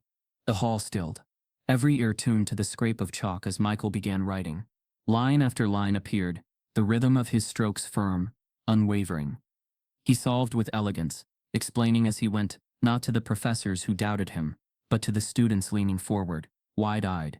He broke down the problem into clarity, revealing not just answers, but beauty. This, he said, pointing to a sequence, is where most stop. Because it looks impossible, but it's not. Watch. Gasps filled the room as he completed the transformation. His voice grew steadier, stronger, as though the chalk itself restored him. Minutes passed. Then, at last, he set the chalk down. The board stood complete, gleaming with truth. Silence. And then, slowly, applause began. Students first, tentative, then louder. A roar of clapping swept the hall, echoing against stone walls that had never cheered for him before. Michael turned, chest heaving. For the first time in decades, he felt seen, truly seen. But Holden did not clap. He rose slowly, the faintest smile curling his lips, not of admiration but of calculation. Well done, Halden said coolly. But let us not forget, parlor tricks prove little. Any student can memorize a sequence with enough practice. What matters is originality. And I happen to know, Mr. Turner, that the work you just displayed may not be entirely your own. The applause faltered. Murmurs rippled again. Michael froze. His chest tightened. What are you talking about? Halden's smile widened, venom beneath its polish. You've left a trail, Mr. Turner. Scribbled notebooks, unverified work, convenient witnesses. But what if I told this audience that some of your so-called solutions bear resemblance to papers published years ago? Papers you could have accessed while cleaning these halls. Gasps erupted. Students twisted in their seats. Whispers sharp as blades. Alicia shot to her feet. That's a lie. Halden raised a hand, silencing her with ease. His eyes never left Michael. You want to stand before Harvard and the world as a genius? Then be prepared. Because I will show them exactly who you are. The room buzzed with uncertainty, tension thick enough to choke. Michael stood motionless, his proof still glowing on the board, but already overshadowed by suspicion. Halden had planted with surgical precision. For years Michael had been invisible. Now, under the brightest light, he was being undone not by numbers, but by narrative. But Halden had one final weapon left. The symposium hall pulsed with unease. Michael Turner's proof still shone across the board, lines of chalk radiant in their precision. But Halden's words had cast a shadow longer than equations could dispel. You've left a trail, Halden had said, voice dripping with certainty. The accusation still hung in the air like smoke. Reporters scribbled furiously. Cameras zoomed in on Michael's face, capturing every flicker of doubt. Students whispered in waves, some still clapping in defiance, others shaking their heads as though they had just witnessed a conjuring trick exposed. Michael stood frozen, chest heaving. He wanted to shout the truth, to tear down Halden's lie with the clarity of numbers, but his throat felt strangled. He knew the danger of silence. It was how they erased you. But words felt just as perilous. Alicia broke first. She rose, voice cutting through the noise. Enough. I've seen his notebooks. Years of work, written line by line. If he stole, then tell me this. Why hasn't anyone else here produced the same brilliance? Halden turned slowly, his smile thin and cruel. Miss Carter, loyalty does not equal truth. I understand your passion, but I remind you, one student's anecdote cannot outweigh decades of academic standard. The audience rippled again. Halden's tone had been measured, but the implication clear. She was naive, blinded, a young black woman defending a man because she related, not because she saw truth. Alicia's fists clenched, but before she could retort, the dean stepped forward. His polished shoes echoed against the stage. Ladies and gentlemen, please. The purpose of this gathering is not spectacle but resolution. The institution must decide, collectively, how to proceed. The word decide sent a chill through the hall. This wasn't just a debate anymore. It was judgment. Michael felt his knees weaken. His life, his dignity, his years of secret work, all of it distilled into a decision made by men who had never seen him as equal. The dean cleared his throat. We will recess briefly. Faculty will confer. Then we will return with a statement. The room erupted in noise. Students buzzing, reporters rushing to file updates, cameras flashing non-stop. Michael remained seated, hands trembling on his lap. Alicia leaned toward him, whispering fiercely. They're cornered. They know you proved it. Michael shook his head. They'll twist it. They always do. She gripped his hand, eyes blazing. Not this time. Too many people are watching. And she was right. For the first time, Harvard's walls could not keep the storm contained. Live streams of the symposium had already spread across the internet. On Twitter, hashtags like Turner vs. Eldon and Math at Harvard surged. Activists called it history in the making. Commentators on live feeds debated in real time. This is bigger than math, one said. This is about who gets to be seen as intelligent in America. This is about systemic erasure, another added. Harvard has a choice: redemption or ruin. Michael sat in silence as the faculty disappeared into a side chamber. He tried to slow his breathing, but memories swarmed. His expulsion letter, his father's warnings, the sting of Halden's words decades ago. How many times had he been erased before? And how many times could one man survive it? Minutes stretched. Then, the chamber door opened. The faculty filed back in, expressions grave, careful, unreadable. The dean returned to the podium. After deliberation, He began. We recognize the need for clarity and fairness. Mr. Turner, your demonstration today was impressive. However, the word cut sharper than a blade. However, questions remain about originality. Concerns have been raised about parallels between your work and prior published materials. In light of this, the faculty has decided not to recognize your solution as original contribution. Gasps erupted. The words landed like a hammer blow. Michael felt the air leave his lungs. Not recognized, not original. All he had done reduced to doubt again. But the dean wasn't finished. Further, he said, your past record raises additional concern. While we will not pursue formal action, we cannot allow this institution's standards to be compromised. Mr. Turner, you are barred from academic participation at Harvard. Effective immediately. The room exploded. Students shouted. Reporters shoved forward. Cameras flashed like lightning. Michael sat in stunned silence, his body numb. He wasn't expelled this time because he wasn't even considered part of the institution anymore. But the message was the same. You do not belong. Alicia shot to her feet, fury igniting her voice. This is a sham. You watched him solve it. You watched him prove himself in real time, and you still bury him because of who he is. The dean's voice cut sharply. Miss Carter. No, she shouted. You can't silence me too. This isn't about proof. This is about race, about class, about protecting your image while destroying his life. The crowd roared in response, some cheering her, others jeering. The chaos surged, spilling over the stage. Michael rose slowly, the weight of the decision pressing into his chest. His eyes scanned the room, rows of portraits of men long dead. Men who had shaped the institution, men who looked nothing like him. For decades their silence had mocked him. Now it felt like they were laughing. He turned back to the dean. His voice was low but steady. You can bar me from your classrooms. You can erase me from your records. But you cannot take away what I know. You cannot take away the truth that I solved. The hall hushed, his words hanging in the air. For a moment, even the cameras seemed to freeze. Holden rose from his seat then, his face unreadable. He stepped to the podium, his voice calm but laced with venom. You speak of truth, Mr. Turner, but truth without proof is delusion. And if you insist on clinging to this delusion, then perhaps it is time we reveal the full record. Michael's stomach dropped. Holden held up a folder. Thin, beige, familiar. The same type of folder Alicia had pulled from the archives. But this one was thicker, stuffed with papers, some yellowed with age. Inside this, Holden said, are documents long sealed. Not just your transcript, not just your expulsion, but records you have conveniently ignored, records that may show the world exactly why you were never fit to stand here. The crowd gasped. Cameras zoomed in. Reporters leaned forward like predators scenting blood. Michael's heart pounded in his ears. What was Holden holding? What else had they buried in his name? Alicia's hand gripped his arm. He's bluffing, she whispered. But Holden's eyes glittered. Shall we open them? The theater fell silent, every breath waiting. Michael stood, sweat beading on his forehead, his pulse racing. He knew this was the final blow.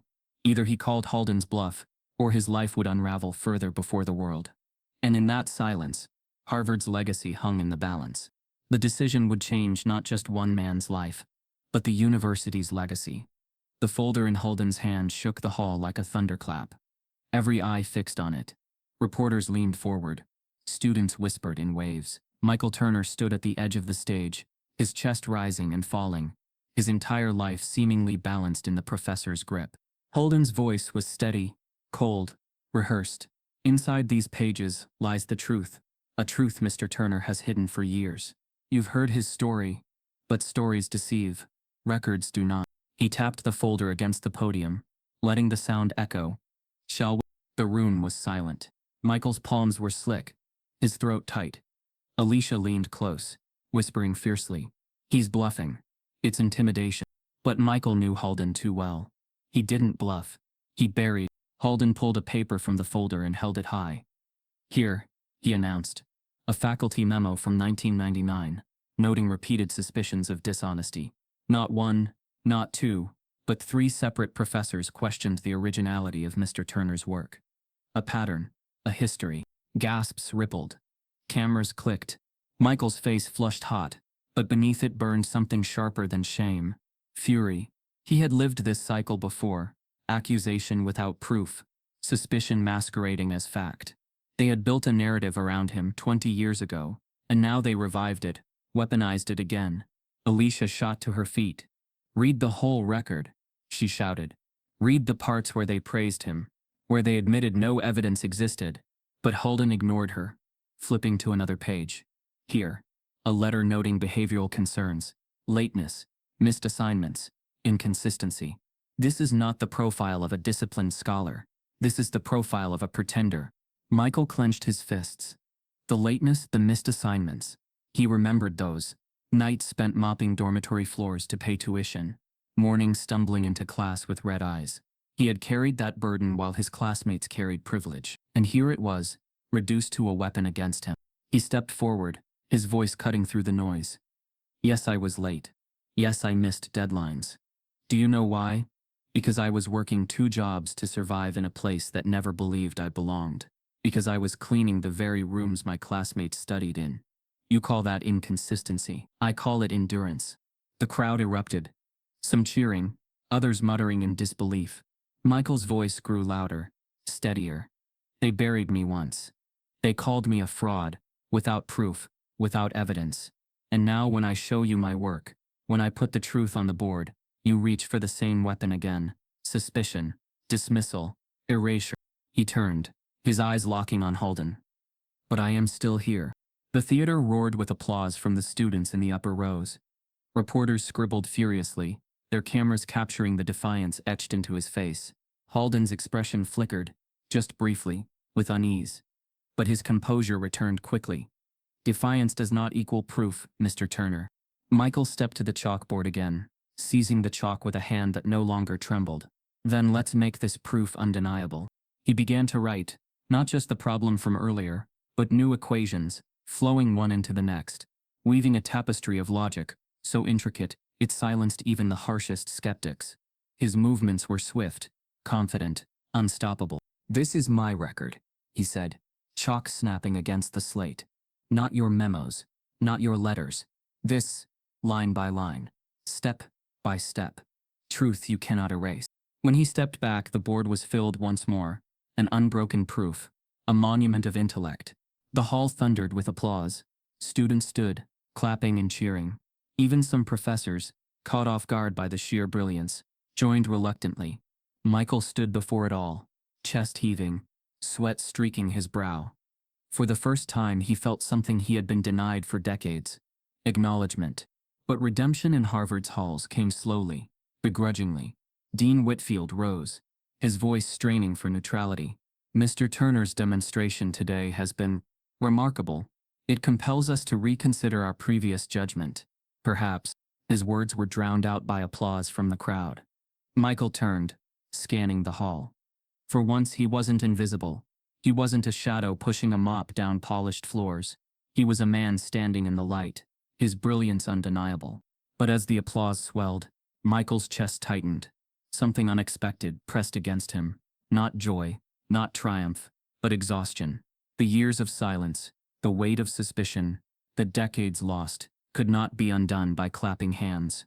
He raised his hands slowly, quieting the room. The applause faded into a heavy hush. His voice was low, steady, but filled with gravity. "Thank you, but understand this. I didn't come here to be your symbol. I didn't fight for this moment to decorate your brochures or polish your reputation. I came here to remind you of something you've spent centuries forgetting. Genius is not bound by race, or class, or uniform. Genius lives where it is least expected, and it dies where suspicion strangles it." A ripple of silence swept through the crowd. His words hit harder than the equations, cutting through the air like a blade. Michael looked toward the faculty, his gaze firm. "You want to honor me now after erasing me? No. You don't get that choice. I honor myself. I honor every student you dismissed, every mind you overlooked, every genius you buried." Alicia's eyes glistened, pride swelling in her chest. The students erupted again, louder than before, chants rising. "Turner." Michael felt it, the sound reverberating in his bones. But even as the hall shook with applause, he knew applause could not rebuild the years stolen from him. Redemption for him, was not theirs to give. So he did the one thing no one expected. He set the chalk down gently, stepped away from the board, and turned his back to the stage. The applause faltered, confusion rippling through the crowd. Reporters leaned forward, pens ready. Michael faced the audience squarely, his voice carrying across the hall. I will not take a place here. Not now. Not after what you did to me. And to others like me. My brilliance is not for Harvard to claim. It is mine, and I will take it with me. Gasps filled the room. The chant collapsed into stunned silence. Dean Whitfield's face paled. Mr. Turner, surely we can. Michael raised a hand, silencing him. No. You had your chance 20 years ago. You had your chance yesterday. And you chose erasure. I am done asking for permission to exist. He stepped off the stage, the weight of decades lifting with every stride. The cameras followed him. Reporters shouted questions. Students reached out, some in awe, some in disbelief. But Michael didn't stop. He walked out of Sanders Theater, out of Harvard Yard, into the night. The same halls that had once ignored him, now echoed with applause. But his final choice stunned them all. He chose himself. That night, the story spread faster than ever. Headlines blazed. Harvard janitor rejects institution after proving genius. Social media erupted. He walked away. He walked away after proving them all wrong. Michael Turner is bigger than Harvard. He belongs to history now. How many other geniuses did we lose to racism before they could show us who they were? The question lingered, haunting, viral, unstoppable. And it left the world asking, how many other geniuses had been erased by racism? Stories like this don't just happen in scripts. They happen in real life. Every day, to people who never get heard. If you believe silence should never win over justice, type yes in the comments. And if this broke your heart, subscribe so more voices like this can never be ignored again.